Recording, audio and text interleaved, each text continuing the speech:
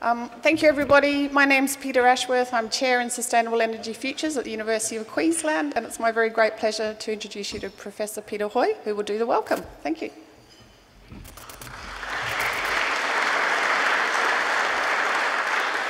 Good morning, everyone, and thank you for coming. It's a bit hard to navigate between the tables, but that's a good thing.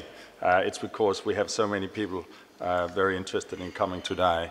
So first of all, I would like to acknowledge the traditional owners of the land upon which we gather and meet and pay our respects to elders past and present. It's a great pleasure for me as Vice-Chancellor of UQ to be here with you this morning.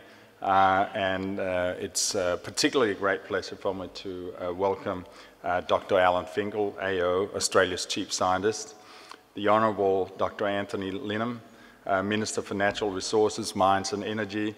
Today's panellists, Mr. Gustavo Gomberg and Professor Peter Ashworth, sponsors, partners, all of you. It's wonderful to have you here. We do have a sellout crowd this morning, and it's a strong indication, I think, of the level of interest in today's topic and, of course, the calibre of today's speaker. These events that you're attending today have been running since 2011, bringing internationally acclaimed speakers from around the world to Brisbane to lead broad industry discussion of global energy and climate policy issues. Our intention is to promote a mature, well-informed and grounded conversation about the transition we believe we need to make to create a low-emissions future. While the series is not intended to be a vehicle for advancing policy advocacy on specific immediate policy issues in play, we do aspire, more broadly, to close the gap between science and politics. As the recent landmark report of the UN Intergovernmental Panel on Climate Change, the IPCC, reminds us, urgent and unprecedented changes are needed if global warming is to be kept to a maximum of 1.5 degrees C from pre-industrial levels. We at the University of Queensland envision that a mix of conventional and non-conventional technologies will be required to meet the world's growing energy demands. We try to lead by example in our research, our teaching, and our use of renewables to the extent that we are actually set to become the first major university in the world to offset 100% of our electricity through the use of our own renewable energy asset. We intend to become energy neutral by 2020 with the establishment of a 64 megawatt solar farm at Warwick to offset our annual electricity needs. We intend to generate 140 gigawatt hours in association with our existing 6 megawatt generating capacity. Today's discussion focuses on a relatively old concept, taking hydrogen to produce, store and use energy in a clean fashion and re-examining that in a 21st century context. Hydrogen, as we know, is the simplest and most abundant element in the universe. It's been known to science since the 18th century when it was described by English scientist Henry Cavendish. In Australia, creating a hydrogen economy has been frequently and consistently proposed since 1972 at least, without ever proving its competitiveness at scale. The appeal of hydrogen as an energy carrier is easy to fathom. Like natural gas, hydrogen can be used to heat buildings and power vehicles, and when burned, the only byproducts are heat and water. Indeed, that was the very reason why I, in the early 1980s, did my PhD on photosynthesis, which is probably the oldest example of a hydrogen economy. If produced using renewable energy sources, it can enable deep decarbonization across the energy and industrial sectors. Of course, it can also be produced from coal and natural gas reserves, with the impact, though, of a byproduct of CO2, which possibly can be mitigated by capturing and sequestering the carbon in underground storage sites at the required scale. Now, more than 40 years after a hydrogen economy was first proposed, meeting energy needs with clean hydrogen is finally becoming a reality, we believe. With the emergence of countries determined to decarbonize their economies using hydrogen, notably Japan and South Korea, unprecedented opportunities for Australia to produce hydrogen for an export market seems to be emerging. Australia's hydrogen potential has recently been explored in a briefing paper for the COAC Energy Council entitled Hydrogen for Australia's Future. It was prepared by the Hydrogen Strategy Group, a panel of experts who see the opportunities for hydrogen in our future economy, and it was of course chaired by none other than today's keynote speaker, Australia's 8th Chief Scientist, Dr. Alan Finkel, AO. Alan has an extensive science background as an entrepreneur, an engineer, an educator, a researcher, a philanthropist, and of course, a thought leader. Before becoming Chief Scientist, Alan Finkel was Chancellor of Monash University and also President of the Australian Academy of Technology and Engineering, ATSE. Dr. Finkel has led a number of national reviews, including chairing the review into the national electricity market, known as the Finkel Review. He's widely considered as one of the great science communicators of our age. That's why I'm glad there's a breakfast between Alan and I. It promises to be a fascinating insight into the benefits of an Australian hydrogen production industry. So I welcome you. I hope you'll have a bit of breakfast and then you're ready to listen to one of the great communicators, but more importantly, one of the great experts in the topic that we're concerned with. So thank you all for coming.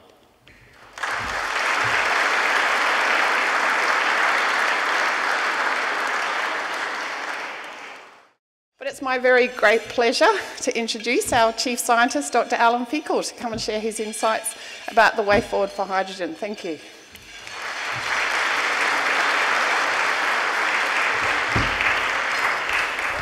Peter, thank you. Thank you, Peter. I'd like to acknowledge Minister Leinen, Peter Hoy, the Vice-Chancellor, my fellow panellists, Gustavo Gomberg and Peter Ashworth, and I'd like to tell you a little bit about hydrogen. Is the sound quality good at the back? Great. So, I'm going to talk about hydrogen as a fuel. The one I've got at the top there, I've written it as methane, but you all know it as natural gas, right? Natural gas is made of methane, carbon with 4 hydrogens. And when you burn it with oxygen, you get 3 things. 3 things. You get the energy you want, you get water vapor, and you get carbon dioxide. And the carbon dioxide is the thing that we don't want. That's the byproduct that we would prefer not to have. So you've got to say to yourself, what if there was an alternative that did not have CO2? And of course, hydrogen is the alternative that we're going to talk about. Hydrogen, just like methane, can burn with oxygen, gives you the same energy that you do want, the same water vapor that you absolutely don't care about. But the beautiful thing is the last box is empty. There is no unintended carbon dioxide or anything nasty. There's nothing nasty, there's no particulates. If you do it properly, there's no nitrous oxides. It's an ideal fuel. The problem is, you can't just go and drill a hole in the ground and find it. So Peter, you mentioned it's the most abundant element in the universe, but it's not freely available on Earth. But we'll get to that. Where do you get it from? The opportunity that we're trying to address is a massive opportunity for export, as well as domestic opportunities. And I'll go through those in detail. But they're both very, very significant. The question, of course, comes up, why now? And Peter, you mentioned 1972. You could go back to 1873. Well, actually, you mentioned photosynthesis, and that's nature, and we'll give nature the benefit of, or the credit for being first. But in 1873, Jules Verne wrote a science fiction book in which there was this Socratic dialogue between 2 characters talking about hydrogen can be extracted and be used as a fuel in the future and transform the country. And then in 1923, a very serious scientist named J.B.S. Haldane wrote a bit of an exposition on how hydrogen could be used to fuel the economy. And then in 1972, John Bockris, who was an American who was living in South Australia for 9 years, while he was working at Flinders University, wrote an article in Science magazine where he introduced the phrase hydrogen economy. So 1972, 46 years ago, and nothing's happened. So, it's not as if hydrogen hasn't been used. I'm going to address the why now, but it's not as if hydrogen hasn't been used. Hydrogen is used in enormous quantities for industrial chemistry. It's used to make ammonia for fertilizers and for explosives. It's used to make methanol for the chemical industry, and it's used as the petrochemical refining, in the petrochemical refining process. But despite the suggestions to be used as a fuel, it's never been cost competitive. Something's changed. The first thing is Japan. Japan wants to decarbonise their society. The problem is they are totally dependent on imported fuel. 94% of all of Japan's energy needs, whether it's for heating houses or for driving trucks or for generating electricity, 94% is from imported fossil fuels, oil, coal and gas. Nuclear's on the nose, they don't have much land, etc., etc. If they want to decarbonise, they need an alternative to some of their imported fossil fuels. And they have identified clean hydrogen or carbon-free hydrogen as that alternative. Their need, as an importing country, is our export opportunity. The second of three things that's changed is the dramatic reduction in the cost of production. In 1972, when John Bockris came up with the phrase hydrogen economy, you couldn't buy a solar panel. They just weren't available. They were only in use on satellites. The first time you could buy a solar panel for terrestrial use to generate electricity was in 1977, and the price has come down by a factor of 500 since that time. Solar panels to make electricity that will be used to make hydrogen. And then in utilisation, we've seen a dramatic drop in the cost of fuel cells. Fuel cells are the devices in a car or a truck that convert the hydrogen into electricity to drive the truck. Just in the last 15 years, they've come down by a factor of 20 in price, a factor of 4 in volume, a factor of 3 in mass. Everything's moving in the right direction. So where do you get it from? I said it's not freely available. You can't just drill a hole in the ground to get it. There are two pathways for producing hydrogen that we need. The first is what we call renewable hydrogen. Renewable hydrogen where we start with water, add some clean electricity, it could be solar, it could be wind, put it through a device called an electrolyser, and what we get out are two things. Basically, you put electrodes into a glass of water, but do it in a swimming pool and do it every second instead of every day. Put the electrodes in. On one electrode, you get bubbles of hydrogen. On the other electrode, you get, in the electrolyser, you get bubbles of oxygen. The hydrogen is what you want, and the oxygen, you just let it go. Oxygen is a good thing in the atmosphere. We can't complain about that. So now we've got the potential for abundant supply of hydrogen. Just to emphasise the price reductions that we're seeing, I'm not sure if at the back you can see the bottom axis, but it's only going from about 2013 to 2017. The vertical axis is in US dollars per megawatt hour, so that's the price of electricity. And across the world, we're seeing just in the most recent 5 years, 4 or 5 years, a dramatic decline to the point where in the last 2 or 3 that are on that graph are below $20 a megawatt hour. That's a stunningly low price. And my estimates and those of the CSIRO for long-term price targets are to get down to about $10 per megawatt hour in the 2030s. We'll do it easily. If you're a chartist and you believe in extrapolating, we'll do it easily. The other way to make hydrogen is from a fossil fuel pathway, but then you need carbon capture and storage. So for the fossil fuel pathway, you can do it from coal or methane. You start with a fossil fuel heat source, you add some water vapour, so we're reversing what you saw before, and the two things you get are the hydrogen that you want and the carbon dioxide that you don't want.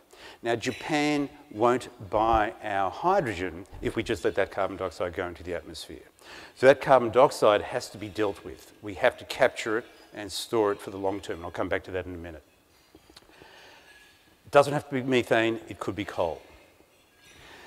Once you've got the hydrogen, you want to send it somewhere, or you want to use it domestically. Let's look at the export opportunity first. How do you ship it? Well, the obvious way to what I've called shipping sunshine, I'm working on the renewable pathway in my mind at this point. The obvious way to ship it is to do a physical transformation, just like we do with natural gas, from the gaseous form to the liquid form. And there are some experts in the room here on how to do that. And you think you've tackled a tough challenge. It was easy because the temperature at which natural gas liquefies, it is hard, is minus 160 degrees Celsius. The temperature that hydrogen liquefies is minus 253 Celsius. That's dramatically colder, so there are more stages of cooling that have to be gone through, therefore more energy is invested into cooling it. But once you've done that, you can ship it in a ship. The ships don't exist. So that top picture there is an artist sketch from Kawasaki, but I've been to Japan. Gustavo Gomberg was with me. We took a delegation, and we saw the factory where Kawasaki is building the tanks, which are the giant thermos flask tanks that go into the ship that they were building elsewhere. So that's underway, and that's going to be tested out soon. Alternatively, you can do a chemical conversion, and you can convert the hydrogen into ammonia. Now, ammonia is nitrogen plus hydrogen. The chemical formula is NH3. So every molecule of ammonia has just one nitrogen, but it's got 3 hydrogens. So it's a very, very dense carrier of hydrogen atoms. Once you've done that, you can use sort of off-the-shelf ships. That's a sketch at the top. That's a real ship from the Yarra Company. And they exist, and they just move ammonia around. It's quite easy at normal temperatures with just a couple of atmospheres of pressure. Ammonia is a liquid. It's toxic, but it's very commonly handled.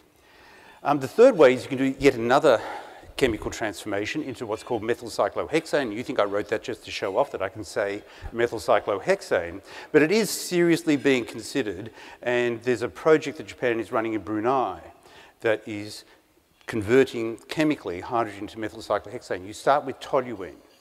Toluene, a standard petrochemical product.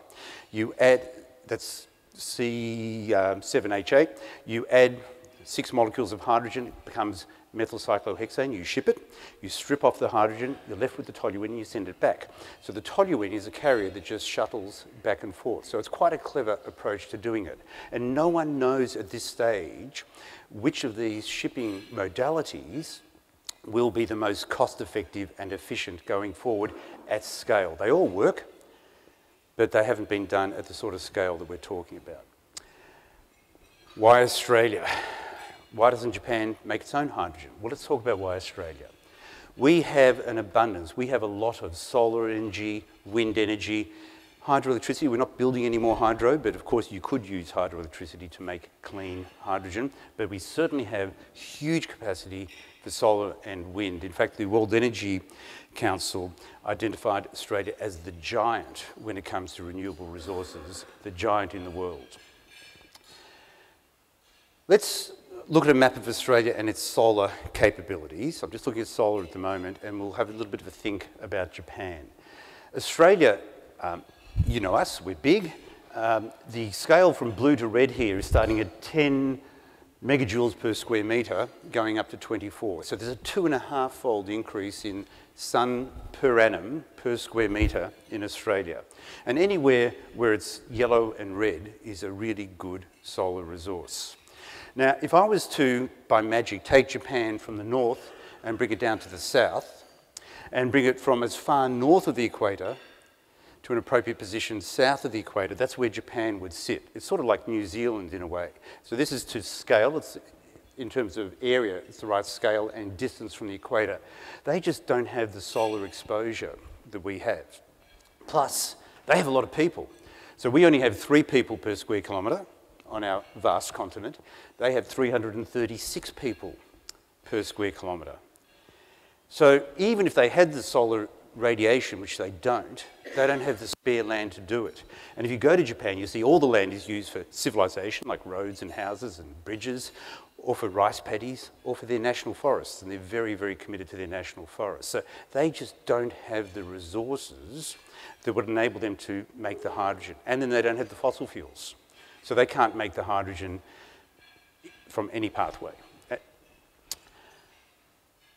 Question that often comes up, okay, if we're making hydrogen from water and we're making it in big scale, let's say we wanted to export as much hydrogen 20 years from now as we currently export LNG, is there enough water in Australia? Because we are talking, as I said, not glasses, but swimming pools every second.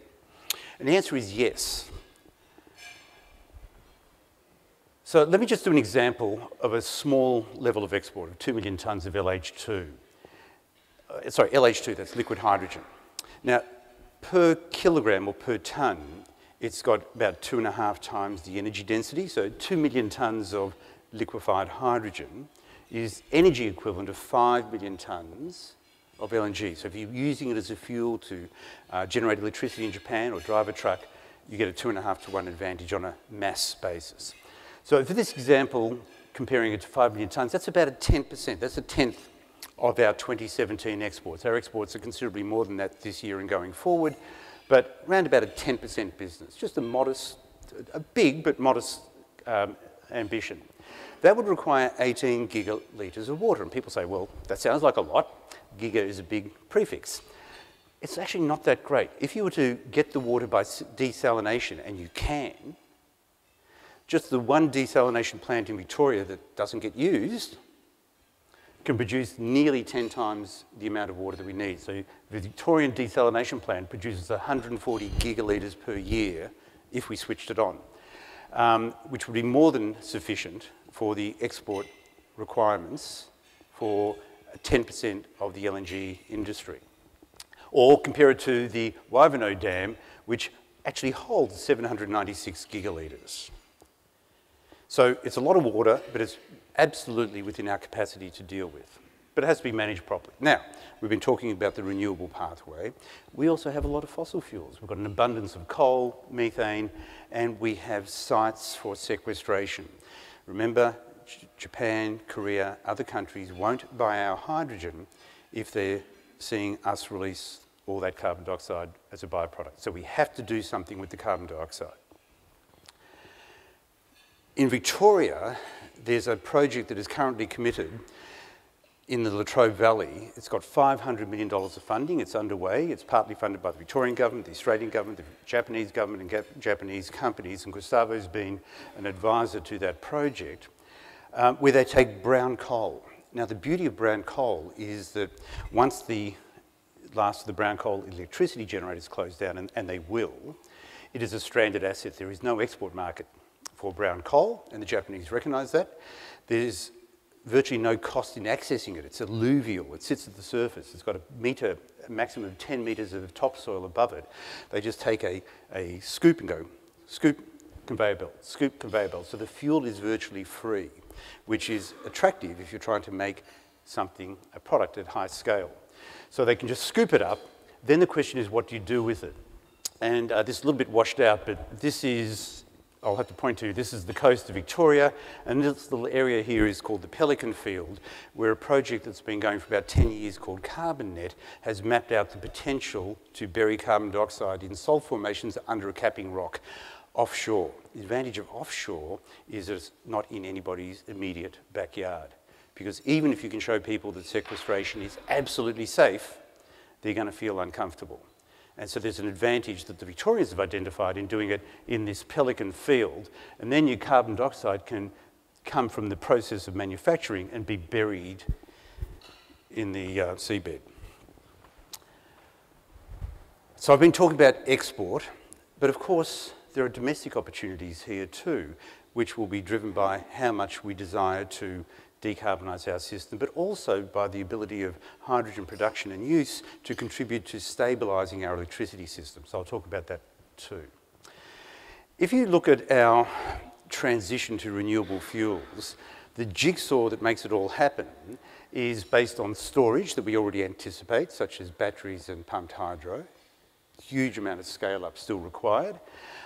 Rooftop solar, distributed energy resources, digitalisation, solar, wind and hydro for generation.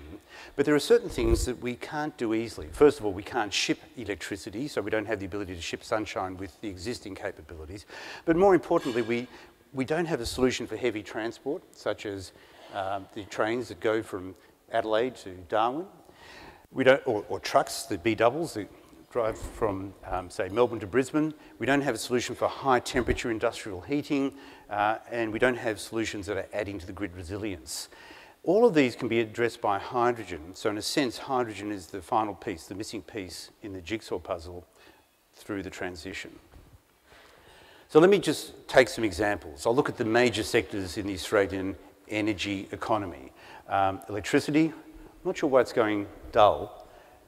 Electricity, direct combustion, transport, agriculture. I'm only going to look at the top three. Electricity is the biggest sector for the generation of emissions, followed by direct combustion, that's heating our houses, water, industrial heating, and transport. Electricity, in Australia, we're not going to generate electricity primarily from hydrogen. In Japan, they will. They will import hydrogen and generate electricity. But there's no point in Australia taking electricity from a solar farm, making hydrogen, and then generating electricity, because you get a lot of losses, and that's the biggest scourge of the hydrogen production process. You get a lot of energy losses along the way. So we wouldn't do that here. But we will have, and already do have, excess electricity that we can use for making hydrogen for domestic purposes. And when you put these electrolyzers onto the electricity grid, they represent a fast load. The electrolyzers can switch on and off in a second or two, from operating at hundreds of megawatts down to zero, or from zero up to hundreds of megawatts. So when the wind is blowing, you can operate these. When the wind's not blowing, you just let them switch off. In a sense, an electrolyzer for solar and wind is a little bit like an aluminium smelter for coal. We brought in aluminium smelters to have a constant load for the constant generation. Electrolyzers are a variable load for variable generation, so it's a match made in heaven. The next one to look at is the transport sector. It's happening. This is a SUV from Hyundai called the Hyundai Nexo. It's really quite a lovely car. I had an opportunity to drive in one in Perth. It's got 800 kilometres range from one tank of hydrogen, so that's pretty good. For long distance transport, there's an American company called Nikola that is producing these big semi-trailers that can take a 40-foot container nearly 2,000 kilometres on one refuelling of hydrogen, which is very impressive. And the French company Alstom is now making trains that are in routine use in Germany on a 600-kilometre track. So a hydrogen train is very much like a diesel train. When you hear a diesel train, many of you might think that there's a diesel engine going with pistons up and down, but it's not. A diesel train has got a diesel electric generator and then electric motors. So a hydrogen train will be a hydrogen electric, just like a diesel electric train. And you need refueling stations. On the trip to Japan, I had the opportunity of refueling a car. Japan is committed to putting out refueling stations. There's a chicken and egg problem. Unless government gets involved in the first 100 or 200 refueling stations, the car manufacturers can't sell their cars. But no one wants to build the refueling stations until there are cars on the road. So this is an area where government has to assist. The third of the domestic sectors that I wanted to talk about is direct combustion. So that's where currently natural gas is piped into our cities and used probably for this building, but certainly in Melbourne and Adelaide and the southeastern and the southwestern cities extensively during winter for heating, for cooking, for hot water, etc. It works really well with hydrogen if you use polyethylene pipes, which is where the industry has been going for the last 20 years in any event, just for natural gas. But you need appliances. So I got to see the first hydrogen appliance that I've ever seen about 2 weeks ago in Adelaide. So that guy there in the apron is me, and this barbecue is a hydrogen barbecue. But you can't tell unless you zoom into my apron, which actually has the word hydrogen on it. This barbecue is powered just by a tank of hydrogen, which was behind the curtain over there. The remarkable thing, for all the scientists in the room, you all know that when hydrogen burns, it's a colourless flame. And yet, when I looked under the barbecue, the flame had colour.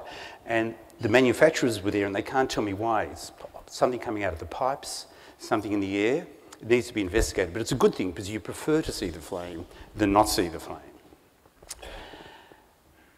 Okay, how do we capture this opportunity? So, as I said, or as Peter said, I had the honour to present a report to the COAG energy ministers, including the Queensland minister, in August.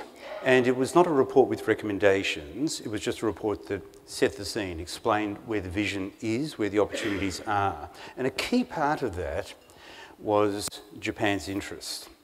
And in order to go to the next stage of providing advice, I felt it was very important to go to Japan, and I did with a delegation. And we went to Japan with 3 goals in our minds. The first was to assess the commitment of the Japanese government and industry to their national hydrogen strategy. They have a declared national hydrogen strategy that they published in December of last year. The second was to assess their technological readiness. And the third was to promote partnership opportunities between, or just at least represent Australia well as a possible partner in future. What we saw was very encouraging. In Japan, they don't just see it as a commitment to the Paris Accord, they see it as an intergenerational commitment. Whoever we spoke to saw the need for Japan to decarbonise for their children and their grandchildren, etc. And it didn't matter where we went, whether we went to government departments, to see university academics, or to big industries like Kawasaki and Iwatani and Toshiba. Didn't matter where we went, they all could recite the Japanese strategy almost chapter and verse. The commitment was fantastic. But they're not silly. They're not going to buy Australian or other liquefied hydrogen at any cost. So they've got some clear price targets, but they're long term. The 2030 price target, they express it in dollars per kilogram, but if you convert that to what we're more familiar with in LNG, $3 a kilogram is $21 per gigajoule. And their 2050 target, which is a long time from now, is $2 a kilogram, which is $14 a gigajoule. There are people in this room that would know the prices better than me, but I think they range from $8 to $16 over the years. So it's a high end, but within the range of what they're being prepared to pay. And I think it'll be achievable. In terms of technological readiness, they're doing a lot of demonstration projects. I don't have time to go through them all, but they're not yet at the commercialisation stage. So all the opportunities are open for us to partner with Japan, where we are an exporter and they are an importer. But the other thing that was worth commenting on was their commitment to safety. We had the opportunity to visit a company called Iwatani, which is their big industrial gas supplier. They handle hydrogen routinely for the last 75 years, almost without incident. But their commitment to safety was so clear in the way they constructed everything, and the pipes and the procedures. It's definitely a gas that can be handled as safely as any other gas. And in terms of the partnership, I think we were effective, but I won't go into that. All those roads lead to Rome, you know, but the price of getting there can be different. So the Japanese are exploring different ways of achieving their national hydrogen strategy. 3 areas that they're looking at actively: production, and as I said, that can be done from natural gas, which is methane, or from coal, or from electrolysis of water using renewables. All 3 of them are being investigated around the world, not just with Australia. Shipping, they're actively looking at all 3 of the shipping processes that I mentioned to you: the chemical transformation to ammonia, chemical transformation into methyl cyclohexane, or physical transformation into the liquid form. And in terms of generation, at their end, they're working with the big manufacturers to make gas turbines that can run on hydrogen rather than natural gas. It's not as simple as just changing the injectors, because the flame rates, the circulation rates, the temperatures are all different. But they're also looking at making turbines that can burn ammonia directly, which is a huge advantage, because then you can take the ammonia off a ship and not do a chemical reconversion to hydrogen and just burn it. And that could, for electricity generation at large centralised facilities, that could be the most economic way forward. But they don't actually know yet until they do it at really large scale. Finally, I'm going to, not quite finally, but I'm going to put up a few activities around Australia. Please don't try to read anything, it'll be too small. I just want you to get a sense that there's a lot happening around the country. Pretty much 5 of the states already have little pilot projects going. There's nothing large happening at the, yet, but there are things happening, including the Northern Oil Biofuels Pilot Program and the Samuel Griffith Centre in Queensland. Queensland, I think you've got a long way to go, but you've started, and that's the important thing. We've all got a long way to go. The country's got a long way to go. And the longer something's going to take, I think the earlier you've got to put a step forward and get going. I mentioned the report that we gave to the COAG energy ministers, the national energy ministers. It drew upon a report that was done by ARENA, on the export market.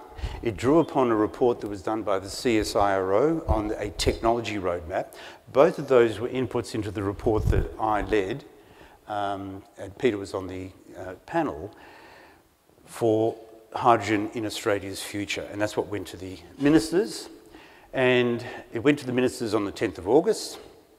And the minister's response on the day, which was really heartening, and Minister, I thank you and your colleagues, it was really heartening, was that the chief scientists working with senior officials will bring back a proposal for the development of a national hydrogen strategy to the next scheduled meeting, which is about 2 weeks from now, on December the 19th.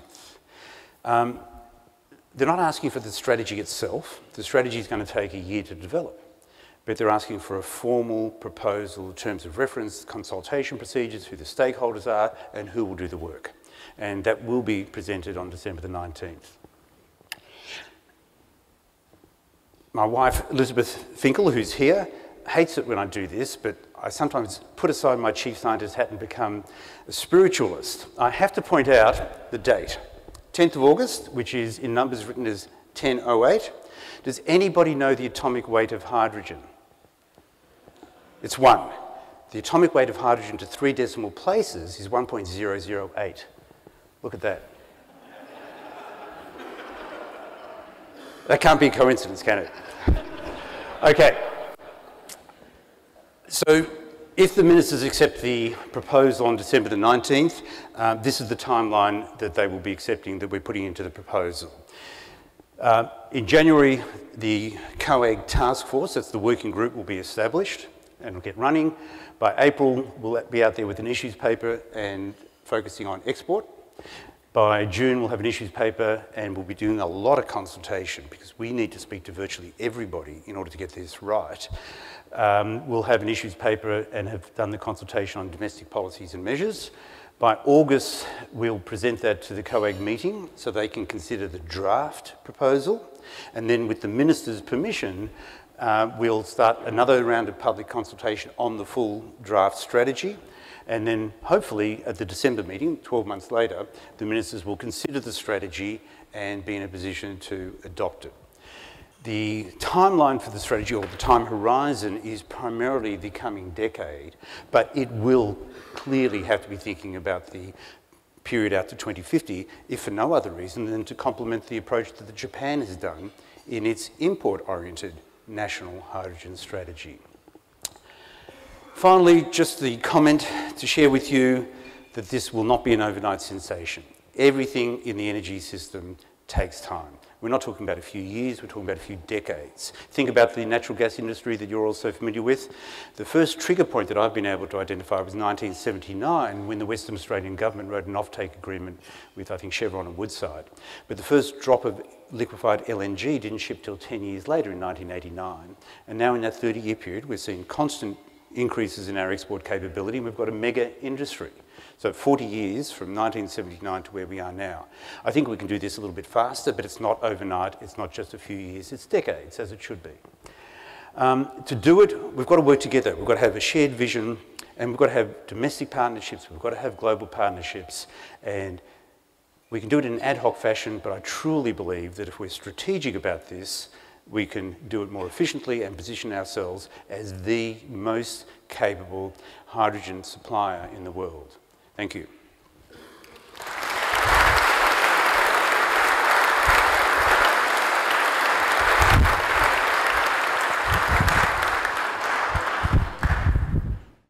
Can everybody hear me? Perfect. Thank you, Alan. As always, very inspiring. I'm here more as a moderator, and so what I'm going to introduce you to is to Gustavo Gomberg. He's going to respond to that presentation. Well, I've got a couple of questions, and then of course I'll open it up to the floor. But many of you, I'm not sure if you know Gustavo Gomberg. He's a director at KPMG's Deal Advisory Practice in Australia.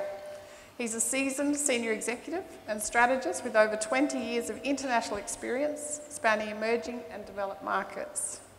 Gustavo is responsible for the origination and execution of complex energy and infrastructure transactions and projects, and he has worked as commercial and financial advisor to Australian and international utilities, resource sector clients and governments in transactions and projects worth more than 20 billion.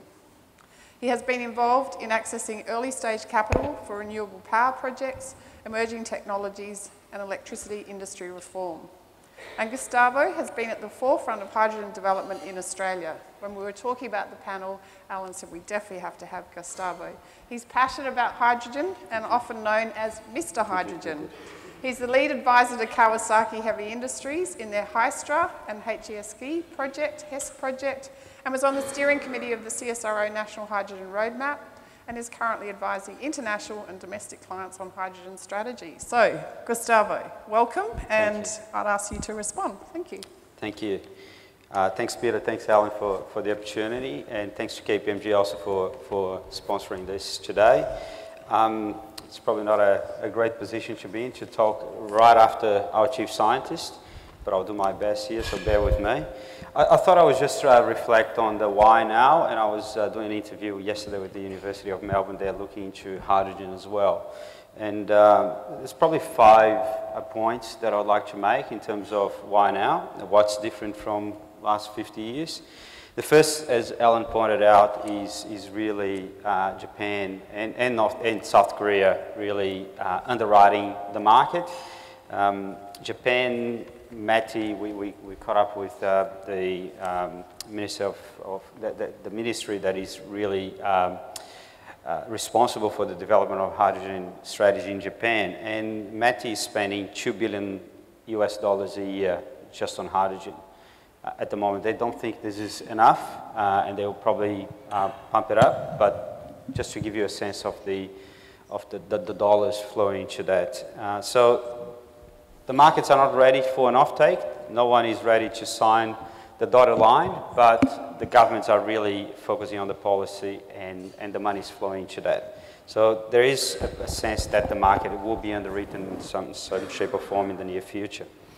The second point is the cost of producing hydrogen is really declining. Part of that is obviously the cost of renewables has come down. So when I started working in the energy space in Australia, I recall probably 10, 15 years ago, the cost of solar was about $400 to $500 a megawatt hour. At the moment, we'll probably get a tenth of that price. So, you know, if we keep going down that path, and if we use curtailed energy, there's a sense that we might get to a point where, I'm not sure if we get to $10 a megawatt hour, but possibly 20, and at that level, we might see hydrogen really stacking up. So in my sense, and I think that's something that I'm hoping that the National Hydrogen Strategy next year will address, is that hydrogen needs renewable, but renewables needs hydrogen. So I guess we come to a point where there's a lot of discussion, and very polarized discussion here in this country about renewables and fossil fuels. We need everything. Hydrogen is not the solution, it's probably part of the solution. And I would expect that the strategy deals with that a bit. The cost of the application, I think Alan touched on this briefly, the cost of hydrogen application is also coming down. Just to give you a sense, we had a privilege to go to the Toyota factory that they produced the Mirai, the fuel cell vehicle, in Japan a couple of months ago. And very interestingly, we were, you know, the whole thing is very manual. The factory produced about 3,000 cars a year, so not a significant amount. And they were walking us through the factory. We unfortunately couldn't take any pictures, but we were sitting at a particular station. There was one person, just one person sitting there the whole time. And this person was responsible for manufacturing the door of the Mirai, so a pretty kind of simple task. It takes 58 minutes to produce the door of the Mirai. And that same door for a very similar car, the Corolla, in an automated line takes 150 seconds. So if we just take that into account and think about the opportunities to get the costs out and reduce the cost of the applications as well, it's quite significant. The third point is I think it's probably not new, but it's the ability for hydrogen for sector coupling, you know, to be able to be used for industrial feedstock, for transportation, for energy, And that's quite a flexible energy carrier, or a fuel, as Alan said. The difference now is that there are more technologies than we've had before. There are technologies to transport the hydrogen. There are technologies that have developed in terms of the application. So it's not just the cost, but the technologies are there.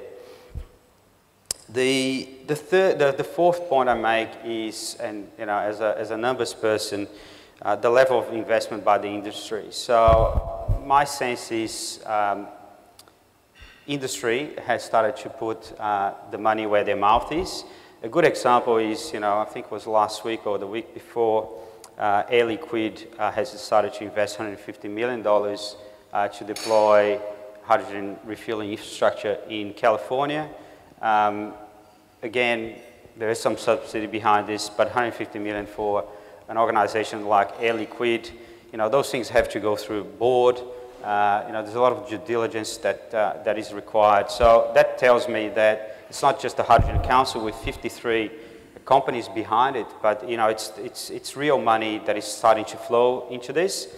And the other thermometer for me is really people are starting to spend money with advisors on this. So people start really to spend money with people like myself on real projects. So really glad to see that, and that tells me the sort of commitment that's starting to happen in real life.